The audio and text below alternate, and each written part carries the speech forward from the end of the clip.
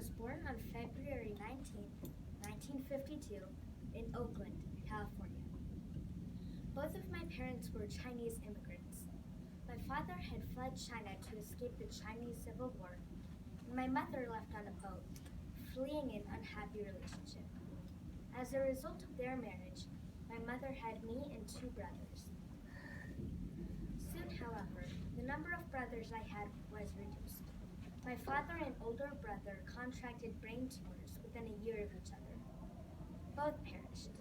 In an attempt to escape memories of our dead family members, my mother relocated the family to Switzerland. I disagreed with my mother on this. I did not want to leave our house, and when she refused to speak of my father and brother, I insisted that she wasn't trying to preserve happy memories of them, but instead forget them altogether. This was the first large argument we had.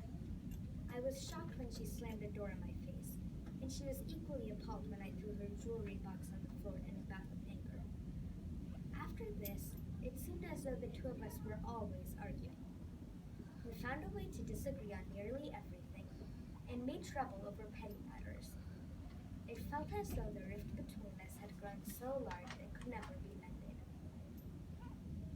I left the college my mother selected for me in order to attend the same university as my boyfriend. I also refused to major in any of the subjects she believed I should. We did not speak for 6 months. Upon graduating college with a bachelor's and master's degree in English and linguistics, I married my boyfriend, Louis DeMattei. He was a lawyer and his job involved taxes, while for me, an interest in the developmentally disabled began to grow.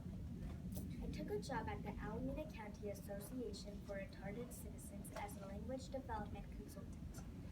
I later went on to lead a project to help developmentally disabled children.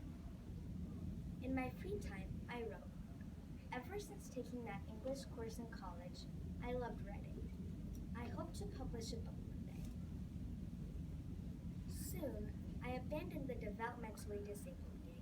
It wasn't making much money, and I could not survive off of it.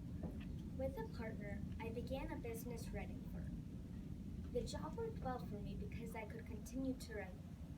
However, I soon came to realize that this job wouldn't work either, when my partner said, "You should quit writing and focus mainly on the business aspect of the job."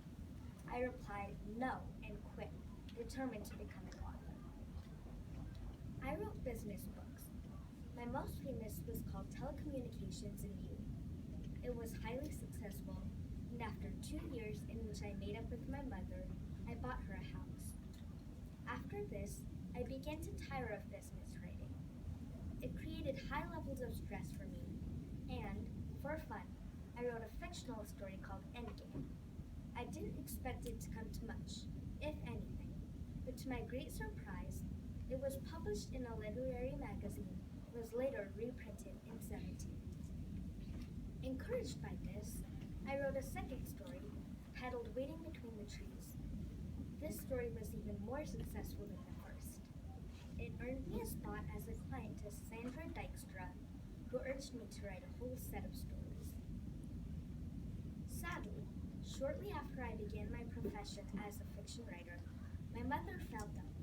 She wasn't as young as she used to be, and I feared she would go the same way as my father and brother had. To my pleasant surprise, however, she recovered quickly, and the true date of her death is unknown. I was so grateful to see her well that I took her on a trip to China. She enjoyed seeing the place she grew up in, and I did as well.